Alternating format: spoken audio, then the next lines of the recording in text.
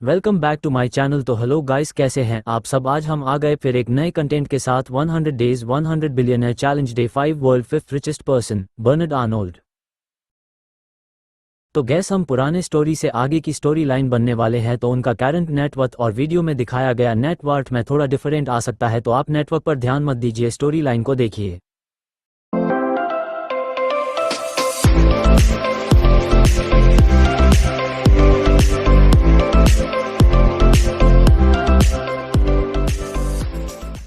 आकर दुनिया का ध्यान अपनी तरफ खींचने वाले बर्नार्ड आर्नल्ड एक इन्वेस्टर, बिजनेसमैन और आर्ट कलेक्टर हैं।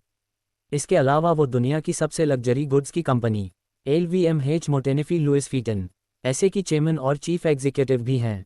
दोस्तों, उन्होंने आखिरकार richest man in the world का खिताब कुछ वक्त के लिए ही अपने नाम कर लिया था और इस वजह से बर्नार्ड ऑनर रिच लिस्ट में सबसे ऊपर आ गए। इस बार बर्नार्ड ऑनर दुनिया के सबसे अमीर आदमी कनॉइस अमेजन के CEO जेफ बेजोस को पीछे छोड़ दिया और अपना ध्यान पूरी दुनिया की तरफ खींच लिया। इससे पहले 20 जून 2019 को उनकी नेटवर्क बिल गेट्स की नेटवर्क से ज़्यादा हो गई थी। कनॉइस और वो बिल गेट्स को पीछे करके दुनिया के सबसे अमीर व्यक्ति की सूची में शामिल हो गए थे। 27 जुलाई 2019 को बर्नार्ड ऑनर की नेटवर्क $103.3 बिलियन तक पहुंच गई थी। वहीं मार्च 2019 में बर्नार्ड ने चेयरमैन वारेन बफे को पीछे करके दुनिया के तीसरे सबसे अमीर व्यक्ति के स्थान में हासिल किया था। तो उन्होंने अपनी कड़ी मेहनत और तेज दिमाग के दम पर खुद के साथ साथ अपनी कंपनी को इस मुकाम पर खड़ा किया है कि अब अगर कोई गूगल पे भी सर्च करें बर्नार्ड और कंपनी नेम, तो उनकी यही बल्कि बहुत सी कंपनियों का नाम निकल कर आता है, जिनमें से सभी से बढ़कर एक है। आखिर क्या है बर्नार्ड की बायोग्राफी, बताते हैं। का पूरा नाम बर्नार्ड जीन एंट्रियाटिक है। इनका जन्म 205 मार्च कनॉइस 1949 को फ्रांस के रोबेक्स में हुआ था।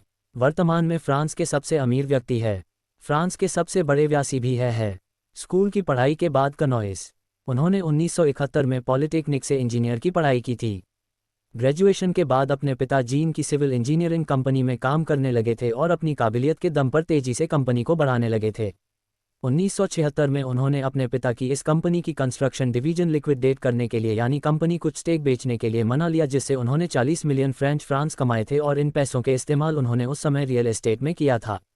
इसके बाद दोस्तों, उन्होंने अपनी कंपनी का नाम रखा था। क्या आप जानते हैं कि अपने देश से निकाल दिया गया था। बर्नार्ड को 1981 में फ्रेंच सोशलिस्ट के सत्ता में आने के बाद और उनकी फैमिली को जबरदस्ती देश से निकाल दिया गया था। फिर वे यूनाइटेड स्टेट्स चले गए थे। कनॉइस और US में फैमिली बिजनेस ब्रांच शुरू करने की प्लानिंग करने लगे। 1983 में फ्रांस के पॉलिटिकल सिनेरियो चेंज हुआ और वे फिर फ्रांस लौट गए।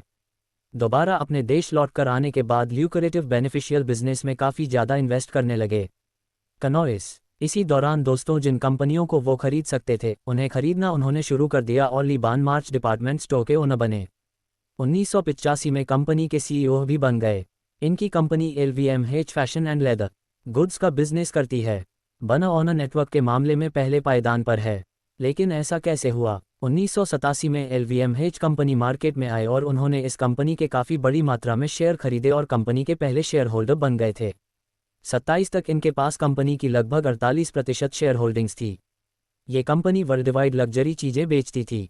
90s में उन्होंने परफ्यूम फार्म 19,194 में, 19,196 में, मार्क जेकब्स 19,197 में, सेफोरा 19,197 में और थॉमस पिंक 1919 में जैसी कई कंपनियों खरीदा और अप्रैल 2019 में कंपनी में luxury hotels and restaurant group को $3.2 बिलियन में खरीद लिया था। दोस्तों, अगर आपको मैं तो प्लीज़ ये चैनल ज़रूर सब्सक्राइब करें, लाइक शेयर कमेंट के अंदर ना भूले। आप लोग का शुक्रिया कर